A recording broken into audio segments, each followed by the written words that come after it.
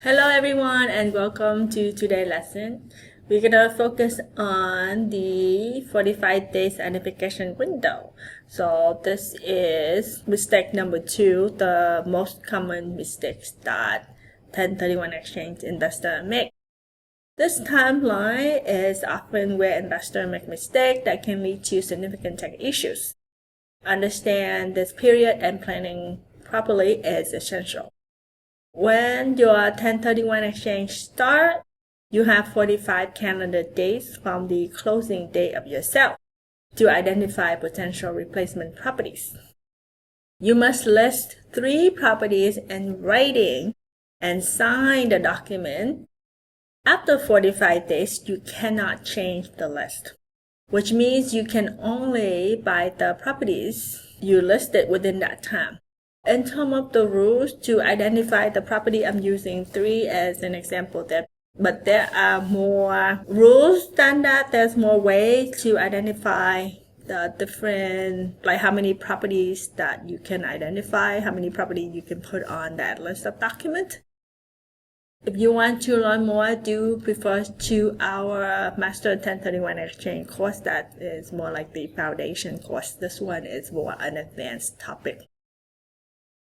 If you choose the 3 properties identification rules, this means you can only buy the properties that you listed on that document within that time frame. The IRS generally limits you to identify 3 properties, known as the 3 property rules. There are some exceptions, but it's the safest to stick to 3 or fewer properties. If you don't identify any properties within the 45 days window, your 1031 exchange cannot proceed. Alternately, if you manage to buy your replacement property within the first 45 days, you can skip the identification step. However, this is rare because real estate transactions take time. Another challenge is handling leftover funds in your escrow account. If you have money left after buying your replacement property, the IRS has strict rules.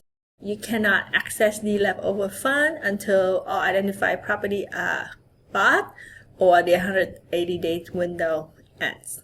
This is because the IRS still consider your exchange active.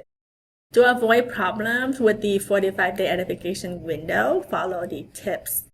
First, you want to start early. Begin looking for potential replacement property as soon as you decided to do a 1031 exchange. So this gives you plenty of time to complete.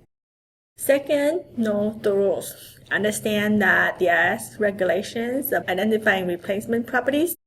This helps you avoid costly mistakes. The third tip is to work with experts. To get your qualified intermediary QI involved early so they can guide you through the identification process and make sure everything is correct.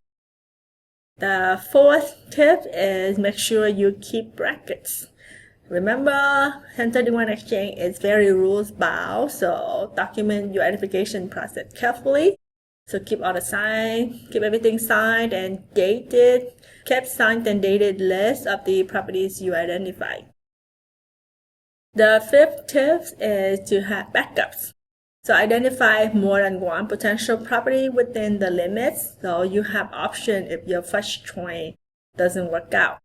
A lot of time, depending on where you're doing business, so a lot of time you can put in a purchase contract for the property to kind of put it on hold, but you want to make sure that you put due diligence clause inside the contract that allow you to back out of it if there's anything wrong during inspections, anything like that. So if you can lock in 3 properties using this method, and then you can choose, if you have all the money, right? So if your replacement property can cover the fund from the replacement property can cover all 3 properties, then by all means go for it.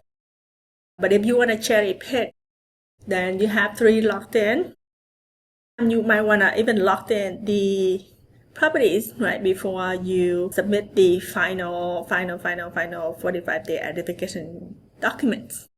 By that deadline, that document is pretty set. You have everything locked in, and then you can cherry pick 1 or 2 properties out of that list of 3 and within, the whatever contract due diligence days limit that allow you to get out free and clear without losing your deposit. So thank you for listening. If you have any questions, feel free to reach out, and we are here to help you successfully navigate reverse 1031 exchanges.